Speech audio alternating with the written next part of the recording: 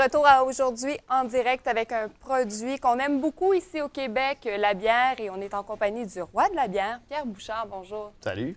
Alors aujourd'hui, je n'ai pas à goûter parce que c'est vraiment l'explication de la fabrication de la bière.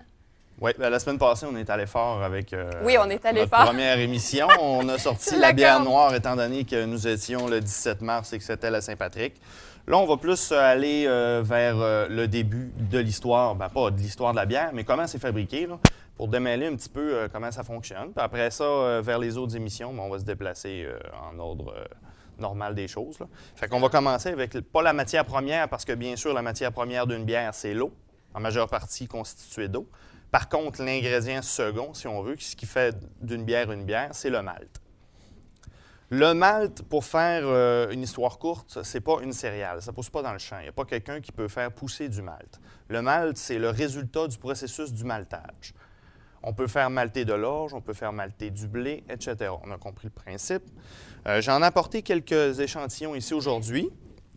C'est vraiment à partir d'une céréale, mais c'est une transformation. Exactement, c'est une transformation. Je l'ai ici.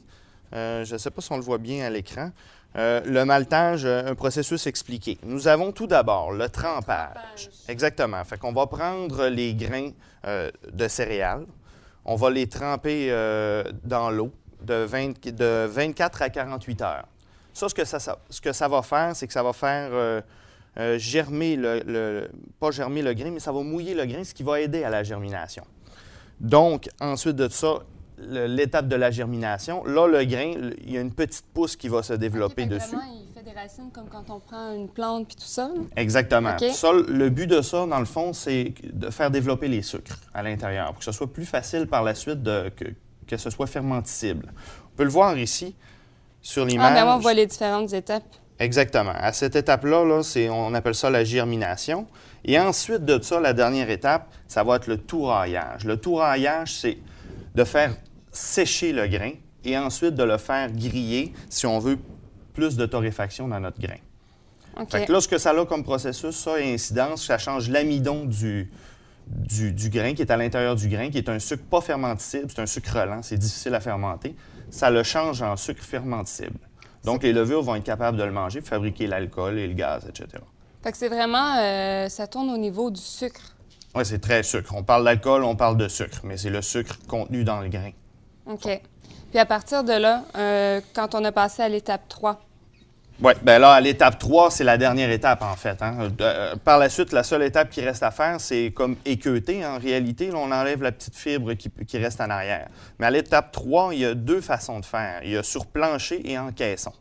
Sur plancher, c'est plus fait en Belgique, des brasseries très traditionnelles. Qu'est-ce que ça veut dire sur plancher? On prend le grain, on l'étale sur plancher, on le fait sécher sur un plancher. Et l'autre, c'est en caisson, donc c'est une machine.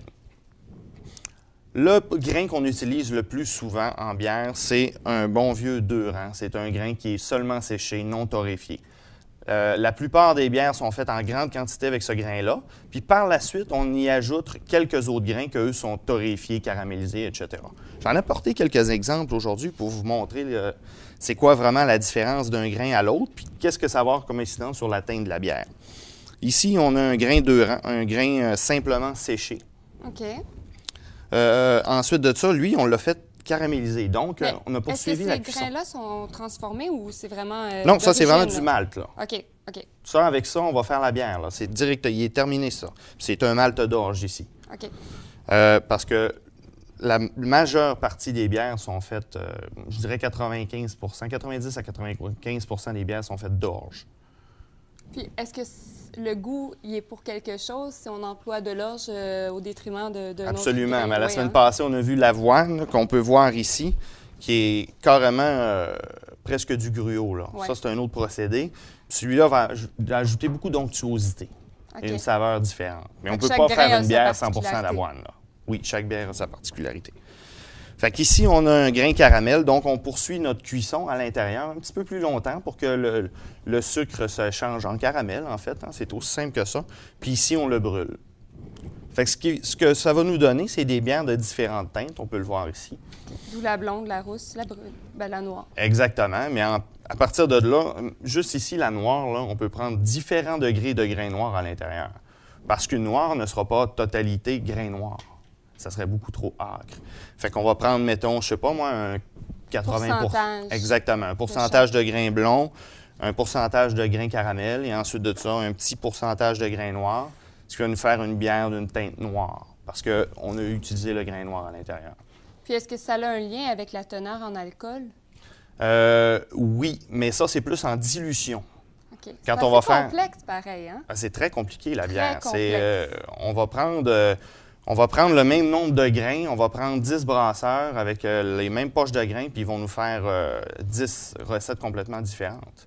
C'est pour ça qu'on peut retrouver une variété incroyable. Exactement, Okay. et un nombre de styles, parce que là, on n'a pas parlé de la fermentation. Là, ça se complique davantage quand on s'en va dans la fermentation, parce que ce n'est pas juste les matières premières qui vont donner à la bière son goût.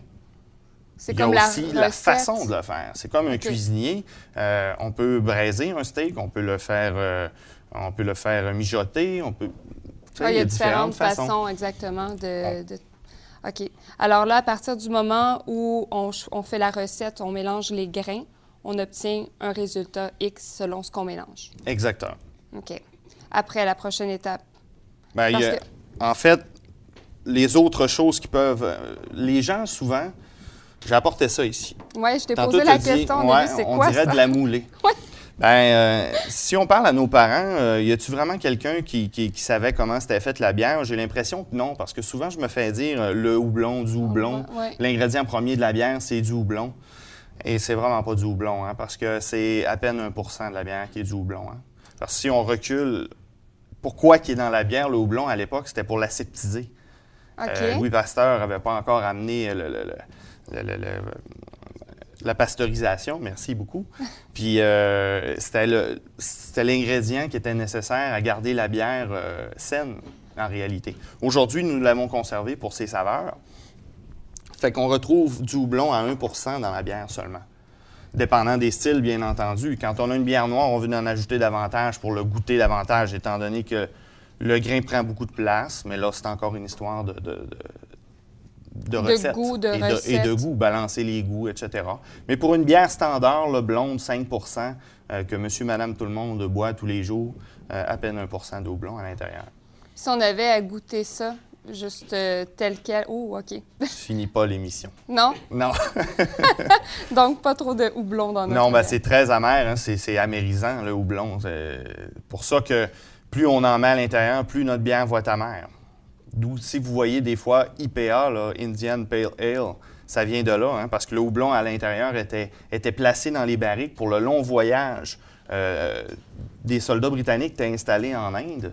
Fait que le long parcours des bateaux jusqu'en Inde, c'était long. Fait que la bière, il faut qu'elle se conserve. Ils mettaient 6, 7, 8 fois plus de houblon à l'intérieur de leur bière pour qu'elle soit intacte rendue en Inde. Donc, c'est sûr que le style est resté. Si on goûtait une bière d'autrefois, là, on ferait peut-être le saut.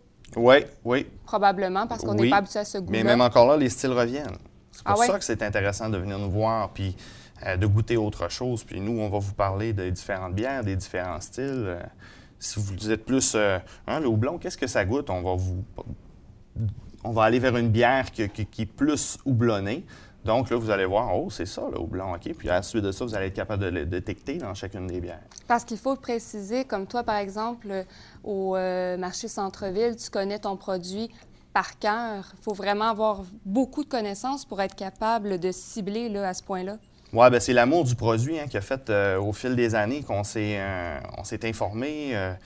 Moi, ça fait depuis 2002 qu'on est spécialisé en bière de microbrasserie. On a voyagé à travers le Québec. Les petits microbrasseurs, c'est des gens... écoute, ça brasse pas beaucoup de bière. Hein? C'est pas des espèces de grosses brasseries, les intouchables, où on parle jamais aux personnes qui la font, etc. Souvent, le propriétaire, c'est lui qui la brasse. Puis le contact, on l'a directement quand on fait les commandes, etc. Hein? Fait qu'on apprend beaucoup avec ces gens-là. Ensuite, les gens s'amusent à me demander « T'es as-tu toutes goûté? » Oui, plusieurs fois.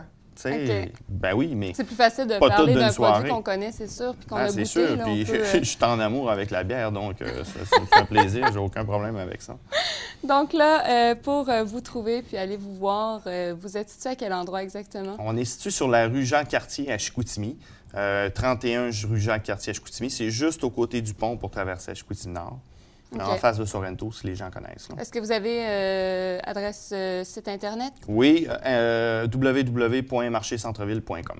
Excellent. La semaine prochaine, tu reviens nous parler de quoi? La semaine prochaine, on va amener de la bière. Étant donné, on va essayer de... Est-ce que je vais goûter? Oui. On va essayer de m'habituer. changer technicalité avec un petit divertissement d'une semaine à l'autre. Donc, la semaine prochaine, on va essayer différents styles de bière pour voir c'est quoi les particularités de chaque pays avec chaque bière. Excellent. Merci beaucoup, Pierre. Ça fait plaisir.